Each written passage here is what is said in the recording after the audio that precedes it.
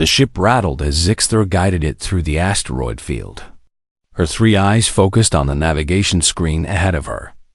The dead zone stretched before her like a graveyard of stars.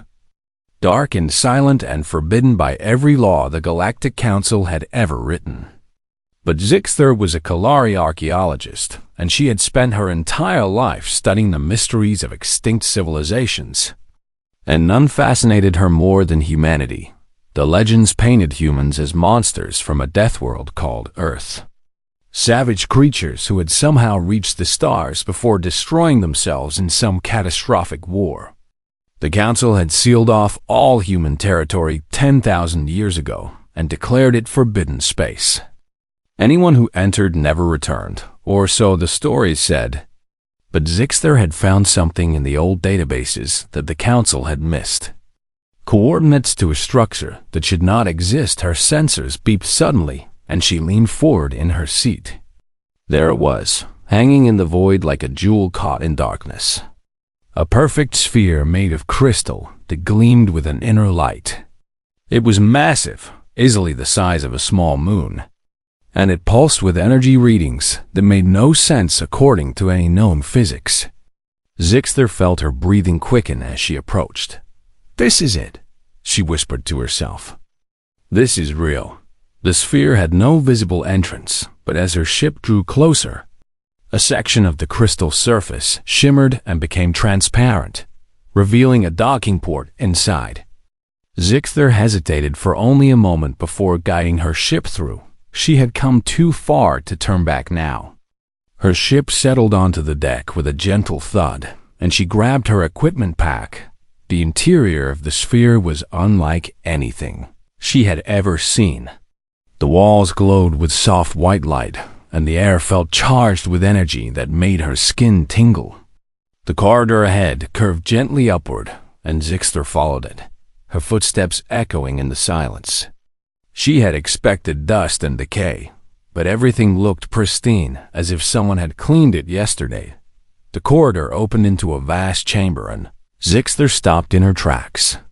In the center of the room stood a cylinder of pure light, and inside it floated a human. The figure was young and slight, wearing simple white robes and suspended in some kind of stasis field. Their features were peaceful and serene, and somehow beautiful in a way that made Zixter's hearts ache. She had seen pictures of humans before in old records, but those showed warriors in armor or scientists in labs. This human looked like artwork. Zixter approached slowly. Her scanner held out before her. The readings made no sense again.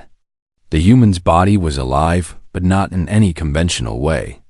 Their cells regenerated at impossible speeds, and their brain activity showed patterns that seemed to exist in multiple dimensions at once.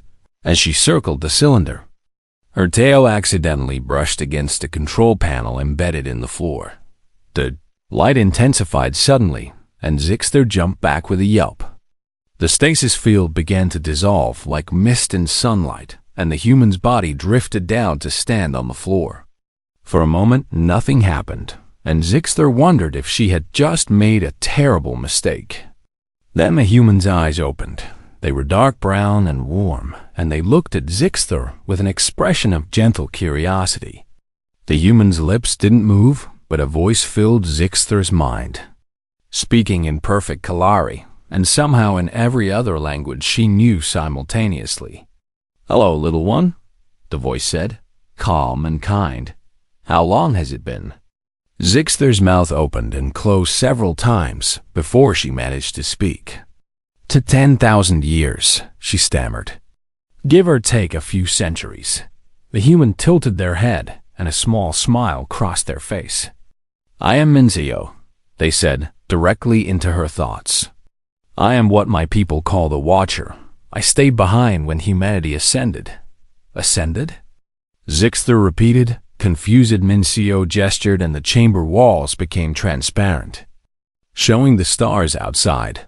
Humanity evolved beyond the need for physical form, they explained. We became beings of pure consciousness, able to travel between dimensions and realities, exploring the infinite possibilities of existence. But we did not want to leave the younger species unguided. So some of us volunteered to remain behind and watch over you. Zixter felt her legs wobble, and she sat down hard on the floor.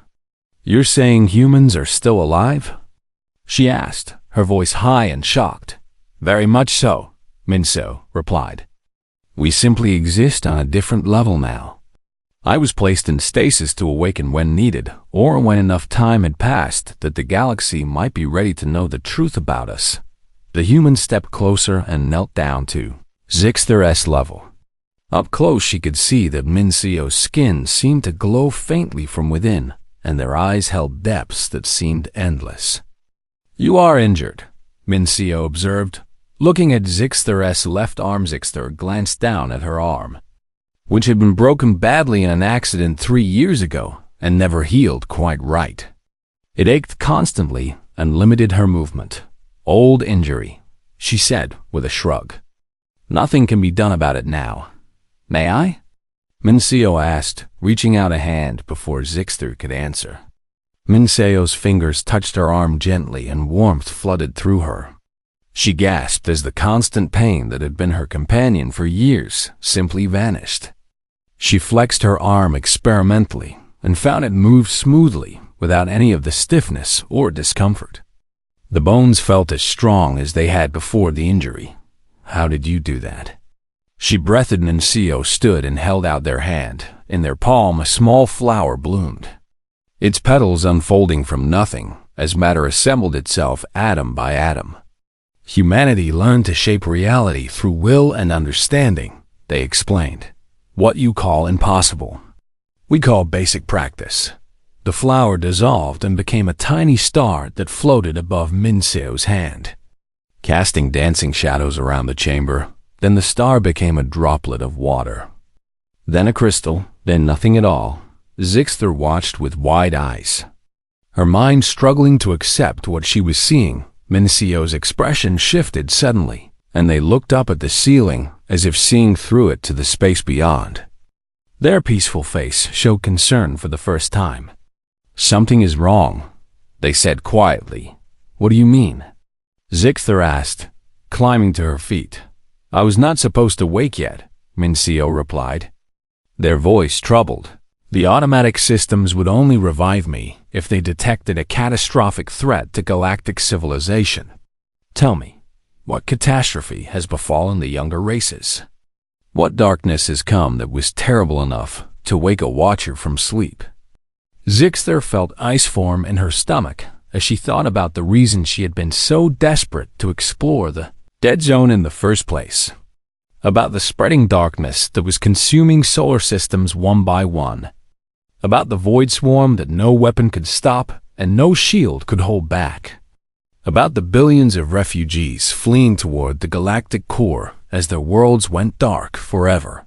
We call it the void swarm, she said, a voice small and frightened, and it's killing everything.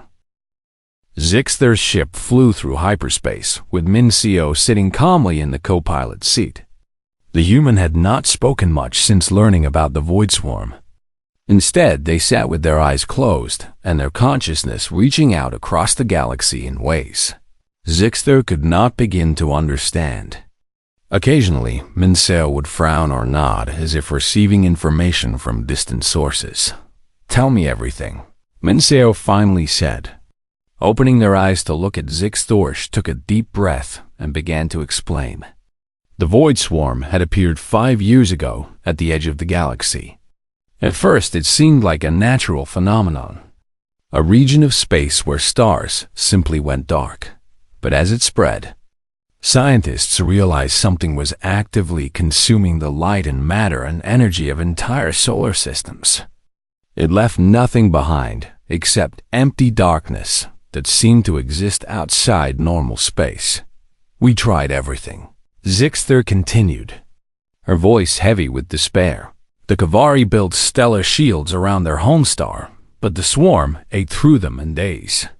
The Morgothi launched quantum bombs that should have destroyed whole sectors, but they just vanished into the void, without any effect. The Council's greatest minds have studied it for years, and we still don't understand what it is or where it came from. Mincio listened quietly, their expression growing sadder with each detail. How many have died? They asked softly. Billions, Zixter replied, blinking back tears. Entire species have gone extinct. The refugee crisis is overwhelming the core worlds, and the Council estimates we have maybe 200 years before the swarm reaches the galactic center and consumes everything. We're losing this war, and we don't even know who we're fighting. I know who you're fighting, Mincio said quietly. Humanity fought the Void Swarm 15,000 years ago. It came from a dimension where life never evolved, a reality of pure entropy and hunger. It seeks to consume all organized matter and energy and return everything to primordial chaos. Zixter stared at them. You fought this before? Did you win? We survived, Mincio corrected, but the price was higher than you can imagine. Humanity lost billions of our own, and our homeworld Earth was badly damaged. In the end, we realized we could not defeat the swarm with conventional means. We had to evolve beyond physical vulnerability to seal it away in a pocket dimension. That evolution required us to abandon our bodies and our mortal existence. Then you can help us, Zixter said desperately. You can teach us how to fight it. Mincio's expression was pained. I can try, they said. But first, I must contact the other Watchers and assess the situation. We may need to call humanity home. The ship dropped out of hyperspace near the Galactic Council station, and Zixter felt her anxiety spike.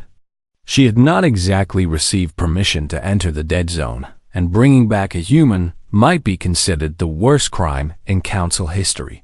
But they had no choice now. She requested docking clearance and was surprised when it was granted immediately. They know you found something, Mincio observed, reading her thoughts. Your ship's energy signature changed when I came aboard. The docking bay was filled with armed guards when they landed, and Zixter felt Mincio's hand on her shoulder. Reassuring and warm. Do not be afraid, the human said gently. I will not let harm come to you. Council Security Chief Vexler stood at the head of the guard formation. His species was Thokran, tall and armored with natural bone plates and a reputation for ruthless efficiency. His 4 eyes fixed on Mincio with an expression of pure hatred. Demon, he hissed. Mincio stepped forward calmly, and Zixter saw every guard tense and raise their weapons. I am Mincio, a watcher of humanity, they said in a voice that somehow reached everyone present. I mean you no harm, and I have come to offer my help against the Void Swarm. We want nothing from your cursed species. Vexler spat. Humans are monsters who burned their way across the galaxy. You conquered and enslaved and destroyed. The only mercy the universe showed us was your extinction. We did not go extinct, Mincio replied patiently. And the stories you have been told are not entirely accurate. Yes, humanity was aggressive in our early expansion. Yes, we fought wars and made mistakes. But we learned and we changed, and we evolved beyond such base impulses. Vexler laughed bitterly. Evolved into what? Gods who think they can command us. Evolved into beings who understand that true strength comes from protecting others, not dominating them, Mincio said, their voice still calm despite the hostility. I ask only for the chance to help you survive. The swarm does not care about your politics or your fears. It will consume you all unless we act. The council chambers were filled to capacity when Mincio and Zixter were brought before the assembled representatives. Every major species in the galaxy had sent delegates, and they all looked at Mincio with expressions, ranging from fear to disgust to morbid curiosity. The Supreme Counselor, an ancient Villani named Irith, called the session to order. We have confirmed the prisoner's identity, Irith announced. Genetic records match human baseline with significant anomalies suggesting artificial enhancement. More concerning are the energy readings which indicate capabilities beyond our ability to measure. I am not a prisoner, Minziso said clearly. And I volunteer all information about myself freely. Yes, I am human, and yes, I possess abilities that your current science cannot fully explain. But I use these abilities only to help, never to harm. A Kavari delegate stood, her crystalline body refracting the chamber lights. Why should we trust you? She demanded. Your kind abandoned us to die. If you truly cared, where were you when the swarm first appeared? Minsio's expression showed genuine regret. I was in stasis, designed to wake only when my sensors detected a galaxy-level threat. The truth is that humanity became so focused on our own transcendence that we forgot our duty to guide and protect. That is our failure, and I apologize for it. Apologies mean nothing. Vexler growled from his position near the Supreme Counselor. We have survived this long without human interference, and we will continue to do so. I move that we execute this creature and destroy any human technology we find. Several delegates voiced agreement, and Zixter stood up, her voice shaking. You're making a mistake, she shouted. Mincio healed my arm with a touch. They create matter from nothing. They can do things that seem like magic. How can we refuse help from someone so powerful? Because power is exactly what we should fear, a Morgothi senator replied. Today they offer help. Tomorrow they demand obedience. This is how tyrants always begin. Mincio remained calm even as the chamber erupted into argument. They simply stood with their hands folded and waited. Zixter saw something flash across the human's face when a massive view screen on the wall suddenly activated, showing live footage of a core world called Nethys as the void swarm reached its outer atmosphere. Chamber fell silent as they watched the darkness spread across the planet's surface like ink in water. Cities went dark, oceans evaporated, and within minutes the entire world was consumed. 7 billion people died in the time it took for the Council to argue about accepting help. The screen went black. Supreme Counselor Irith's voice was hollow when he spoke. That world was supposed to be safe for another decade at least. The swarm is accelerating. It senses me, Mincio said quietly. It remembers humanity, and it fears us. That is why it rushes toward the core now. It wants to consume everything before we can act. Then what can you do? Irith asked desperately. Mincio met his eyes steadily. Alone, I can delay it and save some worlds. But I cannot stop it, for that I would need to summon all of humanity back to this reality. But I will not do so without your permission. I will not force my help upon people who do not want it. Vexler stood, his face twisted with rage. We would rather die free than live as your slaves. Then you will die, Mincio said simply. Without cruelty or judgment. I am sorry, I truly am. But I will not violate your choice, however. I will not abandon those who do want help. I will do what I can on my own. The human turned and walked toward the chamber exit, with Zixter hurrying after them. Behind them, the council dissolved into chaos as delegates argued and shouted, some demanding Mincio be stopped, others begging them to stay. But Mincio did not look back. What will you do now? Zixter asked as they reached her ship. Mincio's expression was determined. I will find another way, they replied. Humanity does not abandon those in need, even if they fear us.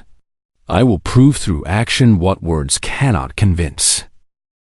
Mincio stood at the viewport of Zixter's ship and watched the stars slide past. They had left Council space 3 days ago, and that time the human had barely moved or spoken. Zixter had seen them create food and water from nothing when she needed it, but Mincio themselves seemed to require neither rest nor sustenance. It was unnerving to live with someone who was so clearly beyond moral needs. You don't have to stay with me, Mincio finally said, turning to look at her. Returning to the council would be safer for you. Zixter set down the datapad. She had been reading and met the human's eyes. I'm an archaeologist, she replied. I've spent my whole life studying dead civilizations. Now, I have the chance to learn from a living human and maybe help save the galaxy in the process. Where else would I be? A small smile crossed Minsa's face. Then I am grateful for your company, they said. And I promise to teach you everything I can. First, however, I need to contact the other Watchers and begin studying the swarm more closely. How many other Watchers are there? Zixter asked. 4 others in this galaxy, Mincio replied. We spread ourselves across different sectors to monitor the younger species development. Jihoon watches the western spiral arm. Suyeon guards the core regions. Taeyang observes the outer rim. And Hyan-A maintains the southern sectors. I was assigned to the northern territories. Mincio closed their eyes and Zixter felt a strange pressure in the air as the human's consciousness reached out across impossible distances. She had learned that Watchers could communicate telepathically across the entire galaxy instantaneously, another ability that made no sense according to known physics.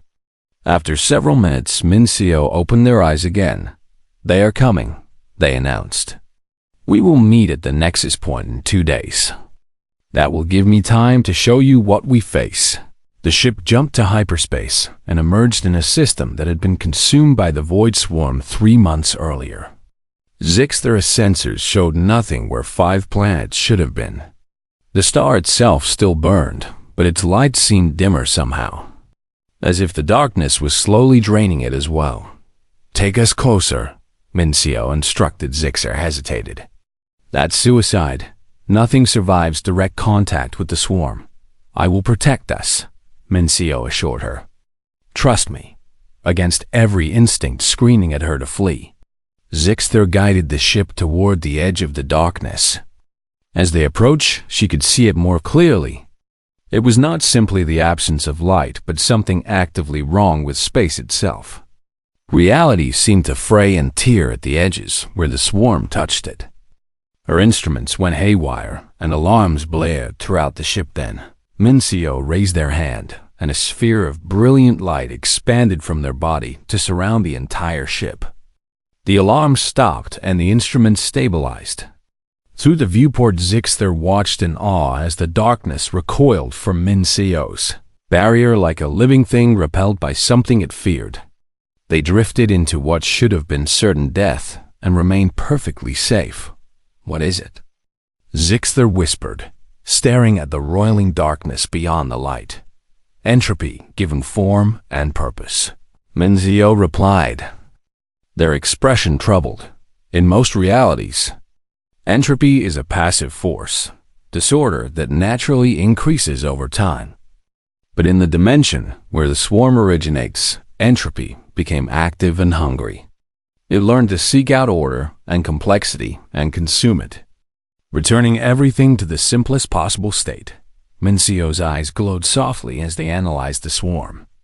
It's stronger than when humanity fought it before, they said quietly. It has had 15,000 years to grow and adapt. Worse, I think it retained memories of how we defeated it last time. It will be ready for our tactics. Can you stop it alone? Zixter asked, though she already knew the answer. No, Mincio admitted. I can create barriers like this one and protect individual systems for a time. But the swarm is infinite, and I am only one being. Eventually, it would overwhelm me, and everything I protected would fall. They turned the ship around and headed back toward normal space. As they left the swarm behind, Zixter saw Mincio sway slightly as if exhausted. Maintaining that barrier costs you, she observed. Everything has a price, Mincio replied. Even for beings like us, we draw energy from higher dimensions, but channeling it into this reality requires focus and will. The swarm resists actively, which makes it much harder. The nexus point turned out to be an ancient space station orbiting a neutron star. It was built from materials Zixter did not recognize and covered in writing that predated any known civilization. Humanity built this 10 million years ago, Mincio explained as they docked. Back when we were still exploring our first steps into genetic enhancement. We intended it as a meeting place for future generations. Inside the station, 4 other humans waited, and Zixter felt overwhelmed by the presence of so much concentrated power. Ji-hoon was tall and stern, with sharp features and eyes that seemed to calculate everything. Su-yeon appeared gentle and kind, with a presence that radiated warmth and comfort. Tae-yang was compact and energetic, with hands that moved constantly as if always building something. Hyun-ae stood quiet and watchful, with an expression of infinite patience. "You brought a guest," Ji-hoon observed, looking at Zixter with interest. "Zixter is my student and friend," Min-seo replied. "She awakened me and has earned the right to witness this council." Su-yeon smiled at Zixter warmly. "Welcome, little one," she said in the same telepathic voice Min-seo used. "Do not be frightened of us. We are not gods, despite what our abilities might suggest. We are simply very old humans who remember what it means to care." The watchers gathered around a holographic display, and Min-seo shared everything they had learned about the swarm. The others listened grimly and added their own observations. Apparently, the swarm had been probing various sectors, and each watcher had been quietly fighting it in their own regions, without realizing how coordinated the attacks were. "It's testing us," Tae-yang said, his fingers dancing through the holographic data, looking for weaknesses in our coverage. "It knows there are only 5 of us, and it's trying to stretch us too thin. The council refused our help," Min-seo added. "They fear us more than they fear extinction." Ji-hoon's expression hardened. "Then they are fools," he stated flatly. "We should act without their permission and save them despite themselves." "No," Hyun-ae said quietly. "Our first words since the meeting began. That is exactly what they fear. Humans who impose our will on others for their own good. We cannot save them by proving their worst assumptions correct. So we do nothing?" Ji-hoon demanded. "We watch billions die because of ancient prejudices. We do what we can without violating their autonomy," Min-seo replied. "We protect the systems that ask for help and demonstrate through our actions what humanity truly stands for. Perhaps in time they will see that we seek to serve, not to rule." Su-yeon looked sad. "And if time runs out before they change their minds?" Min-seo was quiet for a long moment before answering. "Then we call them," they said. "We summon all of humanity back to this reality and ask them to remember their duty. Even ascended beings can choose to care about those they left behind." "They won't come," Ji-hoon said bitterly. "I've tried reaching out over the centuries and received only silence. Humanity is lost in the higher dimensions, exploring realities beyond our comprehension. They have forgotten about this galaxy and everything in it. Then we will remind them." Min-seo replied with quiet determination. "We will build a beacon so powerful that it pierces every dimension and carries a message they cannot ignore." Tae-yang's eyes lit up with sudden understanding. "A dimensional resonator," he breathed, "tuned to the specific frequency of human consciousness.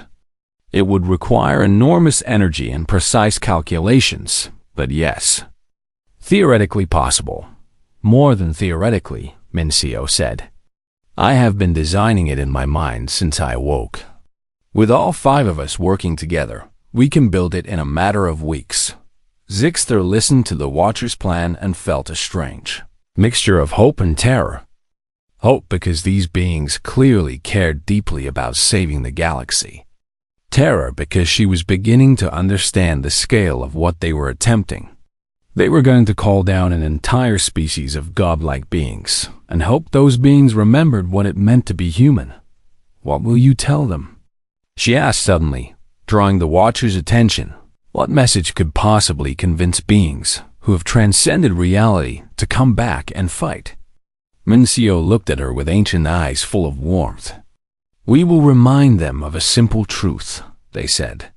"That power without purpose is meaningless, and that the greatest purpose any being can have is to protect those who cannot protect themselves." We will remind them that before we became gods, we were humans, and humans do not abandon family. 3 weeks had passed since the Watchers began building their beacon, and Zixter had watched in amazement as they worked. The 5 humans moved with perfect coordination as they shaped reality itself into the components they needed. Taeyang designed structures from pure mathematics and brought them into physical existence. Su Yian wove energy fields that could contain stellar masses. Ji-hoon calculated trajectories across 11 dimensions. Hyane synchronized everything with timing measured in picoseconds. And Minseo held it all together with focused will. The beacon grew at the heart of the Nexus Station, a towering crystalline spire that hummed with power and seemed to exist partially in several dimensions at once. Zixter could not look at it directly without her eyes watering, but she could feel its presence, pressing against her mind like a constant pressure. This was technology so advanced it seemed indistinguishable from magic. Meanwhile, the situation in the galaxy had grown desperate. The Void Swarm had consumed 12 more worlds, and millions of refugees fled toward the overcrowded core systems. Riots broke out on several council stations as species blamed each other for the crisis. Some demanded they reconsider the humans' offer, while others insisted that accepting help from humanity would be worse than extinction. Then, everything changed when Counselor Vexlor arrived. At the Nexus Station in a small, unmarked ship, Zixter watched through the security feeds as the Thokkeran walked through the docking bay with his head held high, but his body language showing defeat. Minseo greeted him calmly despite the fact that Vexlor had called for their execution only weeks earlier. "I come on behalf of a secret faction within the council," Vexlor said, his voice strained. "We can no longer deny that we are losing this war. The swarm reached the council homeworld's outer system yesterday, and our projections show complete consumption within 6 months. We do not have 200 years as we thought." Minseo nodded gravely. "I am sorry it has come to this," they said sincerely. "Do not apologize," Vexlor snapped, then caught himself and continued more calmly. "I still do not trust you, kind, and I hate that we must beg for your help. But I have children, and I cannot watch them die for the sake of my pride. So, I ask you formally, as a representative of the Galactic Council, will you help us? What will your help cost us?" Vexlor added, his voice bitter, "What price will humanity demand for our salvation?" Minseo's expression was sad. "Nothing but your survival," they replied. "We seek no payment or tribute or gratitude. We help because it is right, and because we failed in our duty to guide you. That is all the reason we need." Vexlor stared at them for a long moment as if searching for deception. Finally he bowed his head. "Then on behalf of those who sent me, I grant you permission to do whatever is necessary to stop the swarm." The beacon was completed 2 days later, and they Watchers gathered around it for the activation ceremony. Zixter stood at the observation window with Vexlor, who had stayed to witness what he had authorized. The Thokkeran's face was tight with anxiety as he watched the 5 humans take their positions around the spire. "Are you certain this will work?" he asked Zixter quietly. "I'm certain they believe it will," she replied. "Beyond that, who can say? We're attempting something that has never been tried before." Minseo's voice filled the station through telepathy that reached everyone present. "We are ready to begin," they announced. "The beacon will send a pulse through every dimension that humanity inhabits, calling them home to this reality. If they answer, the arrival will be dramatic and possibly frightening. Please remain calm." Zixter saw the 5 Watchers join hands and close their eyes. Power began to flow through them and into the beacon. The crystalline spire flared with light that shifted through colors she had no names for. Reality itself seemed to ripple and bend around it as it built up to critical resonance. Then, with a sound that was more felt than heard, the beacon activated, The pulse exploded outward in every direction at once, not moving through normal space, but cutting across dimensions like a knife through silk. Zixter felt it pass through her, and for a single instant she perceived reality from a higher perspective, seeing the universe as a vast web of interconnected possibilities and consciousness. Then the moment passed, and she was herself again, shaking and gasping. "Now we wait," Sirian said softly, "and hope they remember who they once were." Hours passed with no response, and Jihoon's expression grew darker. "I told you," he said bitterly. "They have forgotten us. They are lost in their explorations and do not care what happens to this reality anymore." Mincio said nothing, but Zixter could see the pain in their eyes. The possibility that humanity had truly abandoned its origins was clearly devastating to them. She wanted to say something comforting, but could not find the words. Then reality shimmered at first. It was subtle, just a slight distortion in the air like heat haze. But it grew stronger until space itself seemed to crack like breaking glass. Through the fractures poured light and presence and power that made the watchers seem dim by comparison. Zixter fell to her knees under the weight of so much concentrated consciousness pressing into the material world. They came in thousands, then millions, then billions, each one a former human who had transcended physical form and now existed as pure awareness. They took shapes according to their preferences. Some appeared as humanoid figures made of light, others as geometric patterns or abstract concepts given form. Some chose to look exactly as they had in life, while others were unrecognizable as anything that had ever been. Mortal among them came one whose presence dominated all others, a being of such power and wisdom that the station's instruments overloaded trying to measure them. They took the shape of a tall human with kind eyes and an expression of deep regret. "Forgive us," they said in a voice that resonated through every mind present. "I am Haiyan Wu, humanity's first ascended, and we have failed in our duty." Mincio bowed deeply. "You came," they said, their voice thick with emotion. "I feared you would not answer." "We nearly didn't," Haiyan Wu admitted. "We had become so focused on exploration and discovery that we forgot the responsibilities we left behind. Your beacon reminded us of something we had lost, the memory of what it means to be human, to care about others and to act when they are in need." The returned humans spread throughout the galaxy in an instant. Zixter watched through the station's sensors as they appeared in every system threatened by the Void Swarm. They did not attack or conquer, but simply took up positions as guardians, creating barriers of light and will that the darkness could not cross. Yan Wu turned to Vexlor, who stood frozen in shock. "You are Counselor Vexlor," they said gently. "You called us demons and demanded our extinction. Yet here we stand ready to defend your people. Does this surprise you?" Vexlor's voice was hoarse when he replied. "Yes," he admitted.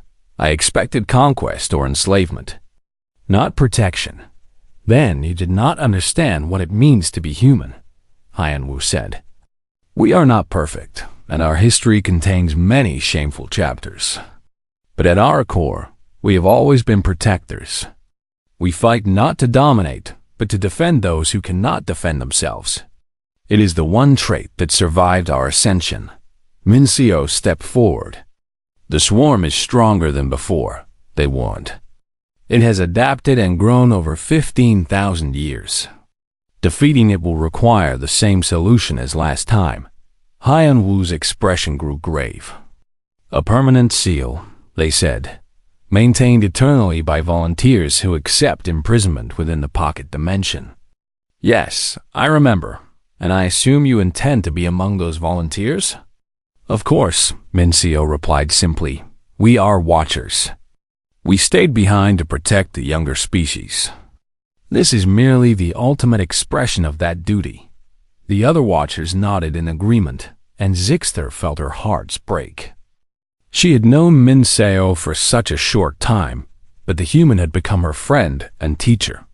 The thought of losing them to eternal imprisonment was almost unbearable. There must be another way, she protested. Su Yan smiled at her sadly. There is always another way, she said. But this is the right way. The swarm cannot be destroyed, only contained. And that containment requires constant vigilance by beings powerful enough to maintain the seal. We 5 have already sacrificed our chance and ascension to remain as guardians. This is simply the next step. Haiyan Wu looked out at the assembled host of returned humanity. We will need thousands to create and maintain the seal, they announced. I call for volunteers who are willing to accept eternal duty. Zixter expected hesitation or debate, but instead the response was immediate.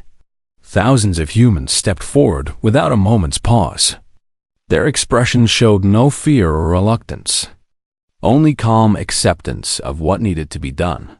This was humanity, she realized. Beings who would sacrifice everything to protect others without demanding gratitude or recognition. Then let us begin, Haiyan Wu said. The swarm has sensed our return, and it rushes toward the core systems. We must act now before it consumes more innocent lives.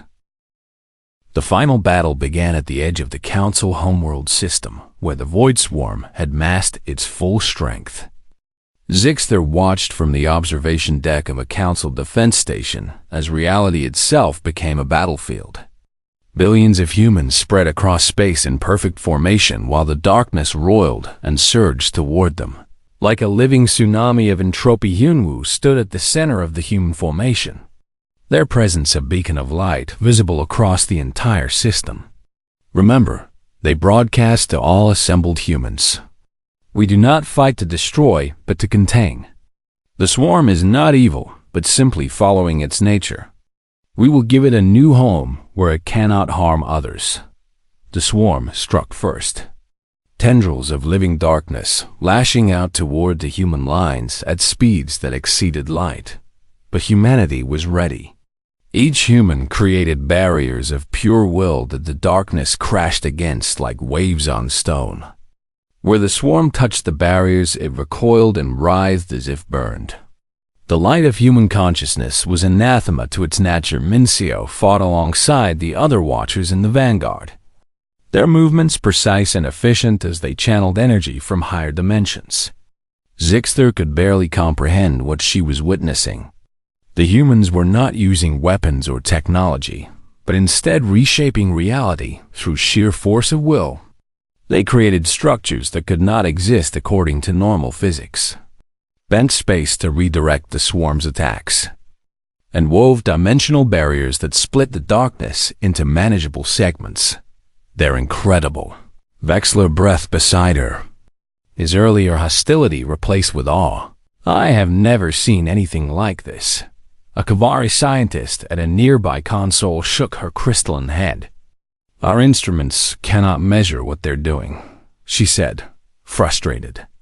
They're operating on principles that our science doesn't even recognize as possible. The battle raged across multiple dimensions simultaneously. Zixter could see only the three-dimensional shadow of the conflict, but even that was overwhelming. Space rippled and tore as humans carved pathways through reality itself. The swarm fought back with mindless determination, consuming everything it touched and growing stronger with each absorbed particle of matter. Then the swarm changed tactics. Instead of attacking the human lines directly, it began to target the planets behind them. Massive tendrils shot past the human defenders toward the Council homeworld, where billions of civilians sheltered. Alarms blared across the defense station as people realized they were about to watch their homeworld.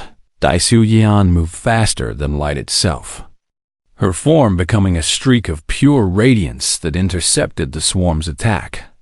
She spread her consciousness across the entire planet like a shield, and the darkness crashed against her with devastating force. Zixter saw Su Yan's form flicker and dim as she absorbed the impact that should have destroyed a world. I have you, Su Yan said gently to the billions below her, her voice carrying calm assurance even as she struggled against impossible pressure.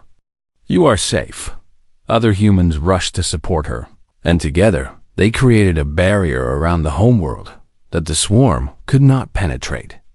But maintaining such protection divided their forces, and the swarm pressed its advantage. It began to split and spread, attacking dozens of systems simultaneously. In an attempt to overwhelm the defender, Xian Wu's voice cut through the chaos. Now, they commanded, begin the convergence. The volunteer humans who had agreed to eternal imprisonment moved in perfect synchronization. They began to weave a pocket dimension in the space between realities, a prison specifically designed to contain the swarm. Zixter watched as they literally folded space into impossible geometries, creating a container that existed outside normal time and matter. Taeyang coordinated the construction with the precision of a master craftsman. His hands moved through complex patterns as he shaped the dimensional framework. The seal must be perfect, he explained to no one in particular, his voice tense with concentration. Even the smallest flaw and the swarm will eventually escape.